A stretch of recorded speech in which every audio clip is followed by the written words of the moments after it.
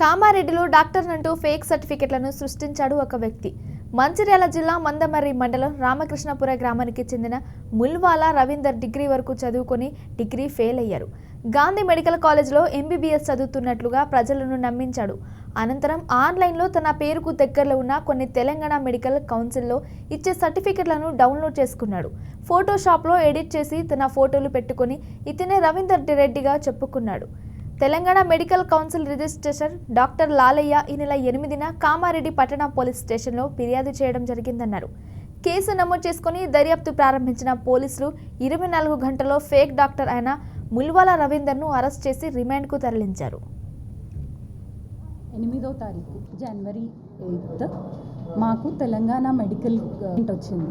దాని ప్రకారం ఎల్ రవీందర్ రెడ్డి అనే పేరుతో ఉన్న వ్యక్తి అక్కడ ఫేక్ డాక్టర్గా చలామణి అవుతున్నాడు. స్టార్ హాస్పిటల్స్ గోదాం రోడ్లో ఉన్న స్టార్ హాస్పిటల్స్లో ఫేక్ డాక్టర్గా చలామణి అవుతున్నాడు అని చెప్పేసి మాకు కంప్లైంట్ వచ్చింది. వెంటనే టౌన్ సిఐ అండ్ ఎస్ఐలు దాని మీద దర్యాప్తు చేయడం జరిగింది. సో ఆ రవీందర్ అనే వ్యక్తి పరారీలో ఉన్నాడు. మా వాళ్ళు దర్యాప్తు చేసి అతన్ని పట్టుకున్నారు. సో దాని ప్రకారం అనే అతను నిందితుడి పేరు కుంకల రవీందర్, ఇతను మంచిర్యాల నుంచి. సో ఇతను ఎంబీబీఎస్ పాస్ అవ్వలేదు, కానీ ఆన్లైన్లో ఇతని పేరుకి దగ్గరగా ఉన్న డాక్టర్ల సర్టిఫికెట్లు అవి చూసి